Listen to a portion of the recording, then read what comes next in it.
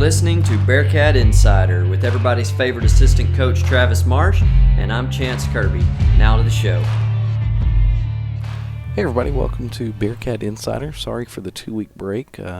Life happens. And it got busy with the schedule change to a Thursday night game against Brock instead of a Friday game. So we got a day behind and couldn't get the podcast in. I'm sorry, who are you?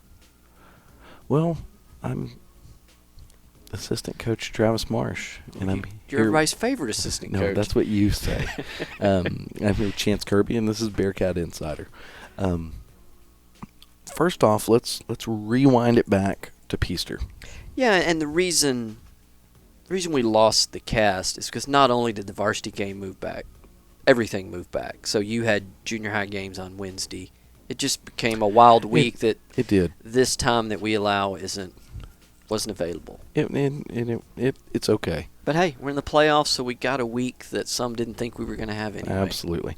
So when you go back to Peaster, of course, that's a Brock game ago. Huge game for the Bearcats. It was a must-win.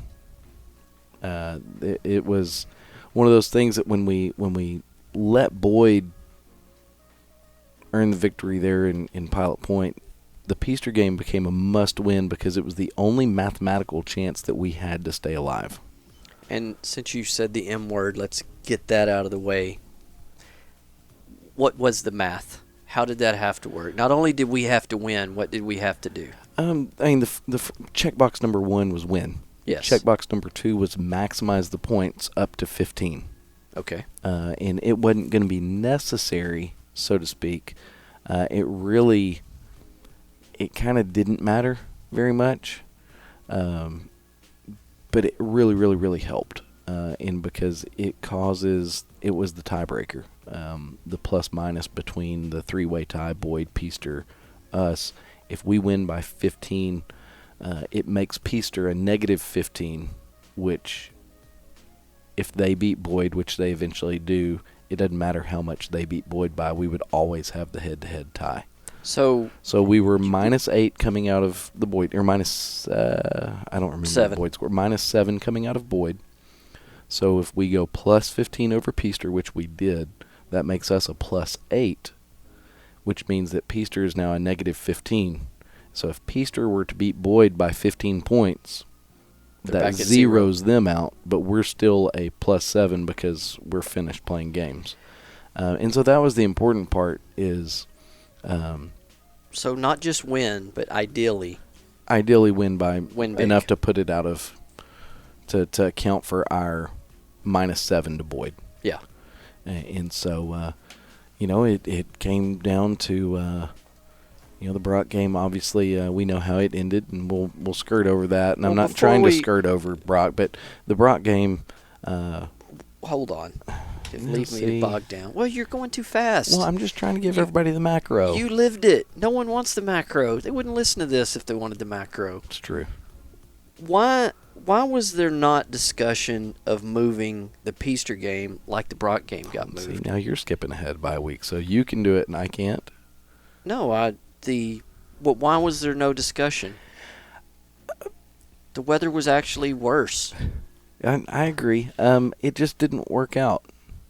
I don't know that it was ever broached. Okay. I don't because I'm not privy to the conversation. It seems to me like Peaster favors rain games. We're, again, mixing the weeks because they didn't want to move the Boyd game either. God bless them. Yeah, I'm all for it. Hey, whatever. Okay. It helped us in both ways. Gotcha. But, I don't know. And like I said, I'm not privy to those conversations. You're just a vessel. I'm merely a vessel. But no, I don't know. Some coaches, they don't care. They say, hey, football's football. We're going to play it in whatever conditions that it just happens to happen. Others, they try to avoid it. It ends up really that Thursday night or Friday night of the week of Brock was going to be okay weather no matter what.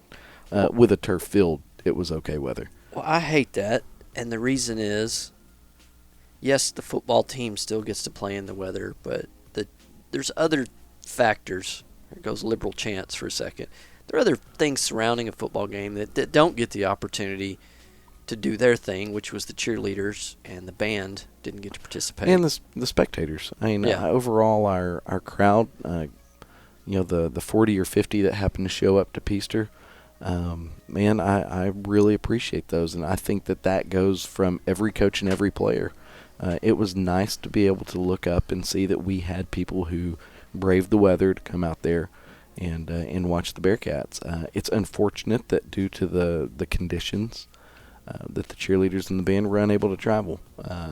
And by saying that, that's not placing blame on the cheerleading or the band program, No. saying that they made an ill-advised decision. I'm just saying there's a bigger picture now than just, hey, it's a football game, we can play in the mud. Absolutely. And I hate that they were unable, and understandably unable, to travel. Yeah. I don't want anybody to get confused by what we're saying, like either of those programs did something wrong. No. I just think they lost an opportunity. And we lost an opportunity. Yeah. Because it's just it's awkward whenever you're out there on the field at Peaster and you can hear the other coaches yelling at their team, and you're watching the beginning of the play, and then it's just dead silence. Because the Peaster fans didn't have much to cheer for, just overall in the game. And then there was really nothing at that moment for our fans to cheer for, and you're sitting there and you're watching a football game, and it's like you're in a vacuum. It wasn't fun. Well, and speaking of winning is fun. Yeah. Speaking of the football game, way to come out and completely take hours of film watching and a whole stack of papers that I brought into our last podcast and just run and show that it doesn't matter, because if you're moving forward and gaining yards, then who cares how many times we run? Well, I mean, it goes back to what we always talk about, is you do what you're successful doing. We had a 20-play drive. Yeah, it was nice. Yeah, we didn't score on that one, but still, 20-play drive is awesome. Not only that, I think Coach Peacock made a fantastic job of kind of feeling the momentum and going for it on fourth down a couple times in a row. Yeah. And, it was nice. It was good. We ate the clock up, which I love. God, Always makes me happy. So happy. I was. You were a smiling chance on the Peaster sideline. That's right. But Peaster came out, scored. Yeah, it didn't start ideally.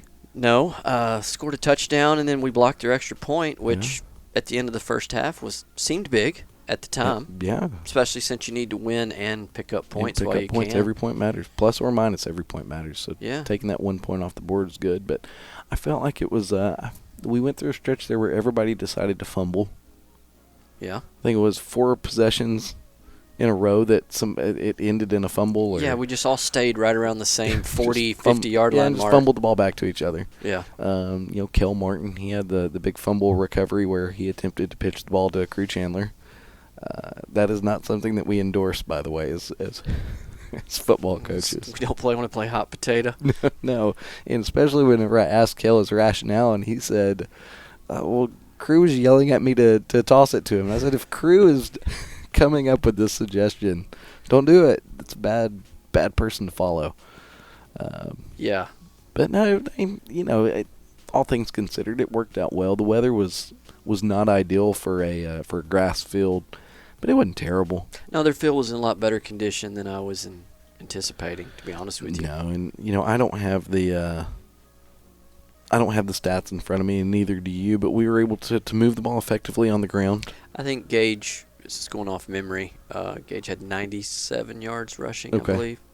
And then, he had a very productive game. But you almost got all of that in the first half. Yeah. And then in the second half, we were able to throw the ball pretty well. Turnovers aided us. We had a late almost pick six. 8, he picked off the pass, tried to go for the pylon, and just couldn't quite get in. But, it was one of those games where it was nice to see the way our kids responded to a must-win. What changed in the second half? Why is it 8-6 and it's kind of we're just both standing in the middle of the ring just trading blows, and then the second half it kind of broke loose? I know Peaster had 4 turnovers. I mean that. I would say that the weather being the way it was, the second half we had more confidence to throw the football, which we do well. And also Peaster had more confidence to throw the football, which they don't do well. Yes. Yeah. 2 interceptions. And so it was a double-edged sword of the weather being better than expected and the field holding up more than expected. It was like, oh, okay, we can throw the football.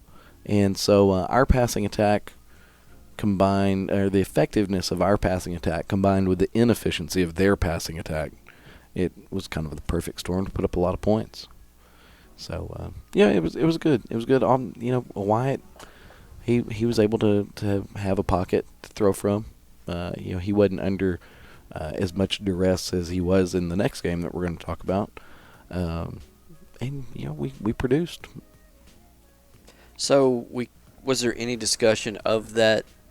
Is that something coaches talk about during the game, or is it only before? Hey, not only it'd be great to win, but not only if we win, wouldn't hurt to win by 15. Or did it just work out that we had that offensive explosion of 24 points without a discussion of this is a it was mentioned. Okay. So there's a points guy that's down there. Yeah, there's with his calculator. Yeah, there's the points conscience. I'm foreshadowing into I question whether when we get to the next week if there was a points guy for Peaster when they're playing Boyd, which I don't want to ruin your fun. We'll wait. Which terrorized me. So, in any case, the kids responded really well to that pressure of Peaster, and it's a long road trip there. It's a weird road trip. And I was very pleased with the way they came out and played on both sides of the ball. I thought we were very physical on both sides of the ball. They have a big old running back. Gilbert, I think is his last name. Yes, Traymar. Traymar. Yeah, okay. And he's an imposing guy when you look at him. Yeah, that's Wrangle. I will say our kid stepped up to the plate. Every time he touched the ball, they were bringing the hat, and they were doing a good job. And so it was very pleasing. Let's hear from CS Designs, and then we'll come back and move into Brock Week. Okay. Are you looking to build that dream home or barn-dough? CS Designs offers a complete range of design services. CS Designs products range from general drawing services to commercial and residential blueprints, as well as 3D renderings and virtual reality walkthroughs. Let Cole Stewart and the CS Design team design you a beautiful progressive home or building that translates your ideas into an outstanding reality. Visit their website at csdesignstx.com or give them a call at 940-365-4048. Big thank you to CS Designs. Now, the Brock, all the positivity that surrounded the Peaster game, when you have Brock coming to town, I don't want to say that the positivity isn't there. I think it's just a dose of realism. Well, I think it doesn't help when we know, and even the kids know, even if you try to keep it from them, that the outcome of that game was truly meaningless. Yeah, we could have won by 50 and it wouldn't have mattered. Would not have mattered. So that takes some wind out of your sails. Well, thankfully, losing by 49 doesn't matter either. I think it was 48. I'm sure. Or 49. But, let's talk about that week. So, same type week as the week before, but when did the discussion start for moving that game? And then why does that happen? Why? Is it because it was our home game, so we had a bigger say? No, I think what you run into is it's not who initiates it. It's going to be who's more, kind of who initiates it, really. Yes, it's who's more aware. And not more aware as in that we were unaware. Brock approached us about it first. Yeah. Which made us think about it and have a conversation. And it's like, man, is that something that is logistically okay? Is it something that not benefits us? Is it something that benefits the overall experience? Well, it was exactly our situation, because driving to Peaster is basically driving to Brock. It was our situation in reverse. Yeah. And it was safer for everyone involved. And that was the determining factor, is safety. Is what makes it more safe for a football team to travel, spectators to travel, bands to travel, cheerleaders to travel, all the whole picture when you look at it. And so I thought that, Coach Mathis and Coach Peacock made a very good decision. And it ended up being much ado about nothing because of when the weather happened. But for everybody going forward, it was going to be better for us to play on Thursday than roll the dice and possibly have to play on Saturday. Yeah, stick with the known. And so that's the thing is it's what is it? An ounce of prevention is better than a pound of the cure. Is that the way the saying goes? I have no idea. I don't know, but that's the way we're gonna. I'm not old That's enough. the way we're gonna go. Even with I'm it. not old enough for that. So, okay, so we decided to move it. Then that's what killed our cast last week because you just got really busy. All the junior high games moved to Wednesday. Varsity moves to Thursday. Except everyone in our district, except one game. The game. The most important game stays on Friday. And the reason it's the most important, it was the only contest that mattered in District 4-3A. Hopefully you guys listen to the Dig Show and understand that. And that would be Peaster Boyd. And for the mighty Bearcats to make the playoffs, one and only one thing has to happen. Peaster's got to win. Peaster has to win. By no point total. Just win, baby. Yeah, And it doesn't matter, again, what we did against Brock. No. Because the reason I say that, the Sideline to Sideline podcast said that Peaster had to win and we had to beat Brock. And I messaged them and said that's not. Completely incorrect. Yeah. So, and again, I don't want to just skirt over the Brock game. There's not much to talk about. No. We did not play well. We didn't play well. I say that. First quarter, we were playing okay. Kids were playing hard. We got to stop. Shout out to Nordy. You did hear a microwave. I just want to tell you that it does happen for us too. But anyway, go ahead. No, come on, Dad. No, but they went down and scored pretty quickly, if I remember correctly. And I apologize for not being Johnny on the spot, remembering the game play by play. But their first offensive drive was successful. Yeah, I think it was a big play, first or second. And then, our offense, we struggled against a very good Brock team. I mean, they're not picked to be in the state championship game for nothing. Yeah, and by a lot of people. To jump ahead this morning, I looked at all the Texas football's predictions for who's going to win our region, and there were 5 pickers, and 2 of them have Brock. 2 of them have Whitesboro. I know. That's what I'm saying. Tough district. Yeah. But, us losing the game is not the end-all, be-all because of who the opponent is. Whenever you're playing a predicted state champion contender, it happens. But no, I thought, they score on the big play. The next offensive drive, we force them to punt. Yeah. And so at that point, I was like, man, our kids are playing hard at least. I mean, we're making them work for it.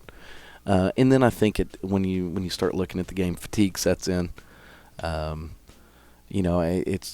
one of those things where fatigue did set in. I saw some kids with their hands on their knees that I haven't seen them standing like that all year. Unfortunately, we not many bullets there. I mean, and when you're I'm not picking on anybody, but when you're giving up big runs on defense and big plays, and you're chasing those down, and then you're trying to create big plays on offense, there's just not a lot of time left to breathe. And then leaning on big kids, if you're a lineman, leaning on big kids that are fresh, and you're not, it sucks. I mean, it does. I don't. There's no way around it.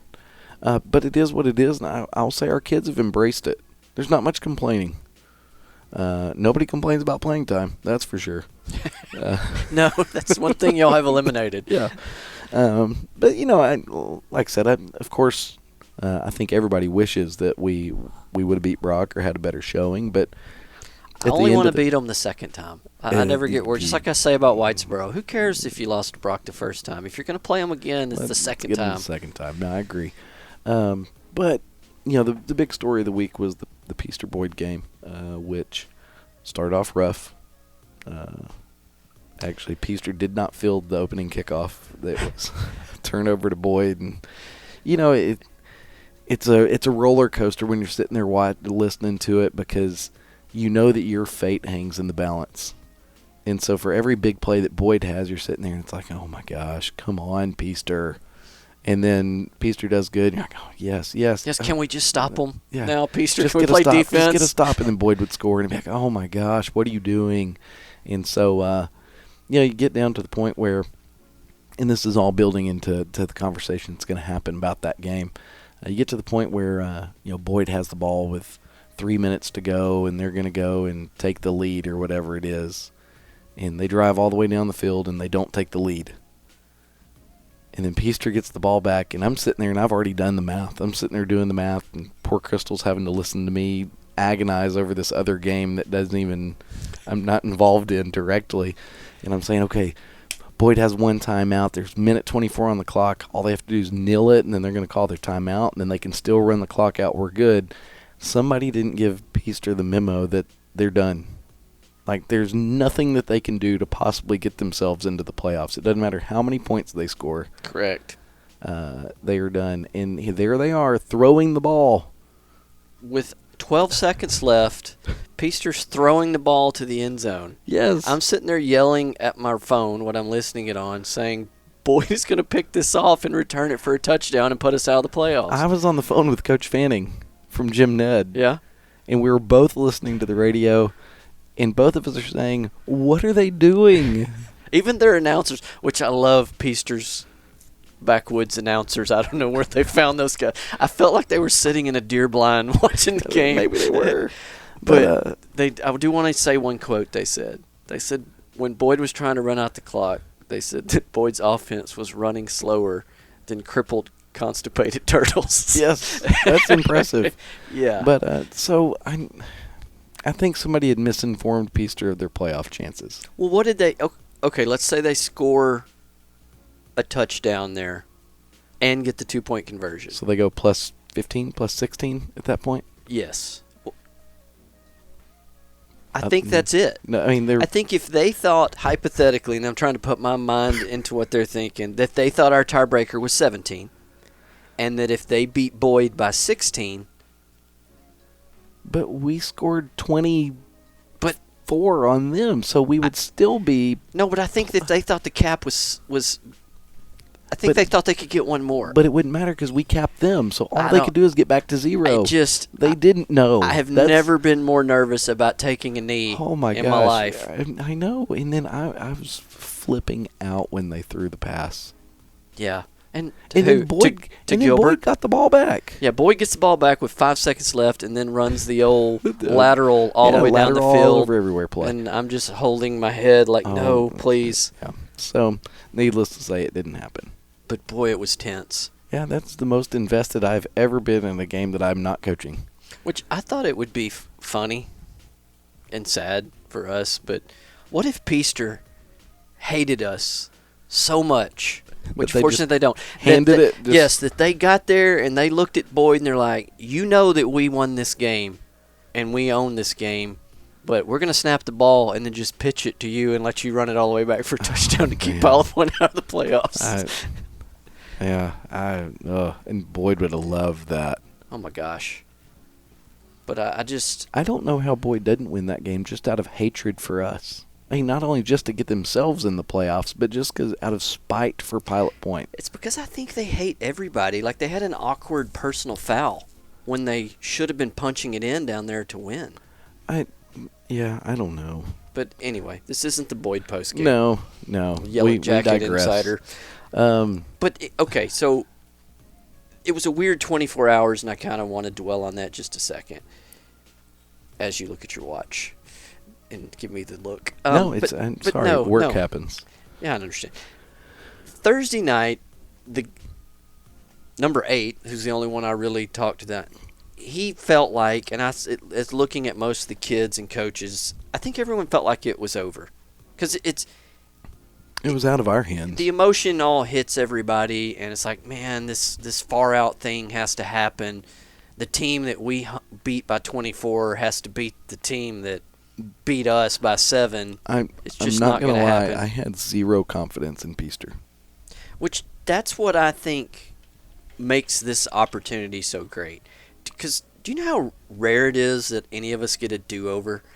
And human nature, everyone, coaches, fans, players, everyone, when they went to bed Thursday night was like, man, if I could have done this or I would have done this, things would have been different. Lo and behold, 24 hours later, you're brought back to life. The heartbeat starts beating. Yeah. You're in it. You get a chance to correct whatever you felt like on Thursday night. Well, and that's a very much a micro thing, because that's just what we wanted to correct about a game. You go back, and I've been there, done that when my athletic career ended, and you think about, gosh, I wish I would have worked harder in the weight room. Oh, I wish I would have taken practice more serious. Oh, I should have studied more film. Well, all those kids that thought that, they were granted a opportunity on Monday morning at 6:30 to get in the weight room again. Yeah, they were given a reprieve. Yeah, so now work hard in the weight room. That's why I feel like, and I know you guys say this and think this and then get punched in the face. I feel like we're going to have a fantastic effort Friday night because we've been given a second chance. Well, it just depends on the outlook of the kids on it, and the outlook of the coaches on it. And what do you do whenever, like you said, you've been brought back to life? And not to think about it in any type of spiritual sense, but you ask anybody who, if they were able to sit back and think about on their life and say, man, I should have done this, and then you're dead, and then they get to come back, you would hope that they make those changes because they've seen the extreme. And, we get the same deal here, so what are you going to do with it? And that's what it comes down to. What are we going to do with it? Are we going to be complacent? Are we going to be lazy? Are we not going to do our job? Are we not going to study film? Are we going to have terrible practice habits? Or are we going to, change for the better? And that's, coaches included, and that's not pointing the finger at any single person. It's just I've been on that side of that where you sit there and you think about, gosh, I wish we should have tried this. It just seems to me like you guys couldn't have orchestrated a better moment that's genuine. Because how everyone felt Thursday night versus how everyone had to feel Friday morning, what a turn of events. It was a pretty weird 24 hours. Yeah. It's good. I haven't seen it yet, but I expect this week. Are we the most dangerous 3-7 team in the state of Texas? Well, there's a small chance that we might be the only 3-7 team in the playoffs. I can't imagine that.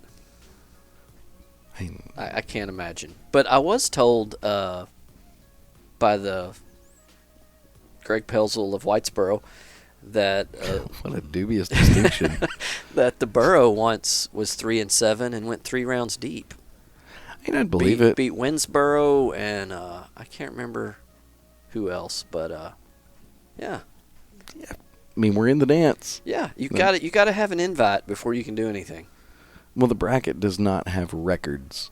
I will research that as soon as we're finished, but there's no You're way. right. I mean, there's got to be somebody. There's some districts like out in West Texas where every team gets in. It's just for seeding. Where like however you say that. Are you laughing at my pronunciation? I am. So, well, you tell. How do you say it? I don't even know how it's spelled. I can't even phonetically tell you how to get to oh my gosh. that. Okay, so anyway, sidebar. So, wake up Saturday morning. I'm not going to steal your thunder. Did looking you go at Tornillo? Yeah. Okay, it's a double L. So that'd be. I think you would have to Tornillo? go Tornillo, like tortilla. Anyway, moving on. Looking at your shirt. Okay. Go ahead and tell us what happened Saturday. Well, I had plans that I was going to wake everybody up at 3 a.m. and we were going to go to Round Rock. And get a donut? What are you going for? Well, we were going to go watch state cross-country meet, but football happened, and I went to work instead, thankfully. Not thankfully because I didn't have to go to Round Rock, thankfully because we were in the playoffs. And I was unable to witness in person Addison Height win a cross-country state championship. First cross-country state champion ever in Pilot Point. And the team finished 10th, which was, kind of icing on the cake. And 10th, everybody would think, why are you celebrating a 10th? The work that those girls put in from the start to the finish to finish 10th in the state of Texas is impressive. In your top 5, which are your runners that point, I guess would be a way to say it, 3 freshmen, which is good. And, one of the top finishing freshmen, Ava Smith, finished 25th, which is impressive. She did a good job and continued to grow. But I tell you what, being the Lady Cat track coach, I couldn't be more proud of those girls. and the work that the Prices, Jeff and Nicole Price, no relation, put in with those girls to get them to that point is impressive. Sounds to me like you might want to consider fielding an 800 relay for the Texas relays this year. We're going to put a 4x8 together. There you go. And I'm going to take a mile relay as well to the Texas relays. That's the current plan, because both of those events are unseeded, so there's no qualifying time. And I want to do it just because I think it'd be a great experience for those girls. Yeah. To go down there, but man, for Addison, which her being the champion, that's why she's going to get more attention. If you know Addie and you know the depth of work that she has put in to get to this point, there couldn't be a more deserving champion. She works her tail off all the time, possibly too much. But she's just so driven to try to be a champion, and I'm proud for her that it happened, because it validates her hard work. It wasn't for naught. So very, very proud of them. Very, very proud of the coaches. Everything all the way around. Hats off to them. Awesome. Let's take one more break. Okay. Let's talk about next week. Perfect. Or this week. Next game. Yes. All right. Are you looking to build that dream home or barn-dough? CS Designs offers a complete range of design services. CS Designs products range from general drawing services to commercial and residential blueprints, as well as 3D renderings and virtual reality walkthroughs. Let Cole Stewart and the CS Design team design you a beautiful progressive home or building that translates your ideas into an outstanding reality. Visit their website at csdesignstx.com or give them a call at 940-365-4048. Okay, thank you, CS Designs. We're back. I want to talk a little Jim Ned Indians, which are kind of a familiar playoff opponent almost, even though we've only played them twice. Yeah, they are. I mean, it's one of those things where it's not like the Tom Beans of old, where we kept meeting in the first round. It felt like year after year after year. We met them in the first round. We met them in the fourth round. Now we're back to meeting them in the first round, but a lot of familiarity, personally for me with the staff, but also just the staffs. There's not been a bunch of staff turnover on either coaching staff, so you're getting familiar schemes, familiar, not game plans, so to speak, because everybody's game plan changes from year to year, but familiar approaches. A lot of respect for that program, and I think it's a lot of respect both ways. It's reciprocated from them as well. And so it'll be entertaining. So what can we expect from Jim Ned? They're going to be a physical football team. They're well coached. They're athletic. They enjoy contact. They're going to they're not balanced offensively as far as production. They're balanced as far as effectiveness, but they are a run first team. And so, they have a big old standout offensive lineman, number 55. I can't think of his name right now, but he's currently committed to Navy. And wow, must be smart. And he is good. He will stand out. So we'll have our hands full with him on both sides of the ball. They're still a fantastic football team, but I would be remiss without saying that I'm glad that Xavier Wishart is not on the roster this year. If anybody is a Pilot Point historian, you would know that he had quite the field day against us in the fourth round 2 years ago. Yeah, actually, when I was looking at that score, I thought they beat us worse than they did. Yeah, it felt like it. Yeah. But, Max put together some heroics late to try to give us a chance, and then they had a kickoff return that was kind of the backbreaker. But, I think that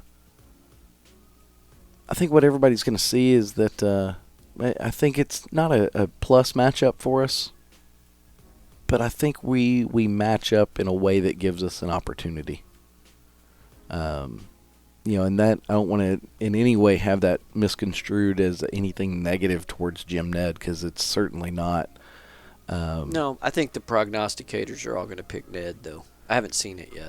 And they would be stupid not to. Yeah. Why? Because Jim Ned's not 3-7. We're the best 3-7 team in the state of Texas. Well, they are 7-3 district champs. But I just think I think our kids are it's playoffs. I think you'll see a mentality change by our kids. And so while the prognosticators, I understand why they're going to pick Jim Ned. The underdog's always a fun story.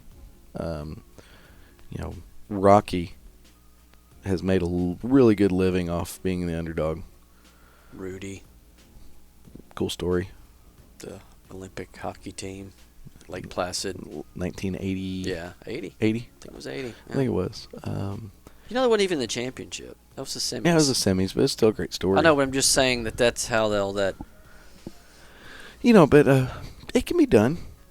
To the old cliche is that's why we play the games. And so regardless of what anybody predicts. Ask Appy State. Yeah, I mean, which game? Michigan for Coach Price or A&M for Coach Alling? Yeah. But the thing about it is that's the truth. Is anything can happen. It's not any given Sunday because we're not playing on Sunday. But football is an awkward game that is played with an awkward shaped ball that can bounce any direction, and that's figurative and literal. And so you just never know, and you're never going to give yourself a chance if you go into it believing that you don't have a chance. And I think that we have a locker room that believes that they have a chance. And I think as long as they carry that and they keep fighting and they understand what's in front of them, we're going to have a chance. So that's Friday in Dublin. 7 p.m. 7 p.m. Not 7:30, 7. We're the visitors. We're the visitors that are going to be wearing home colors. Okay. Let's see. What else? We're going to be casting. Be audio only. Audio only. UIL rules. And full disclosure, there is a video option that is fairly expensive that does not make it economically worth it. Not for PilotPointBearcats.com. No. I don't even know though if the pay-per-view is gonna be out there. But if it is, hey, watch the pay-per-view and sync our audio up to it. Yeah, absolutely. If only we had any video sponsors, electronic sponsors out there that would give me a call. Love to be pushing you right now to give everyone else a call to tell them how to sync that up and help them with that. Absolutely. But no, it'll be exciting. Playoff time's always exciting. As far as the season goes, it's great that it continues with a shot. I mean, as long as you're still scheduling games, you have a shot. And so it's nice to have to schedule a game and all that. And hopefully we travel really well for the sake of our kids. Just to know that they're supported and know that they're loved, I think goes a long ways. I'll be there. It's all that matters to me. That's right. All right. As always, go Bearcats.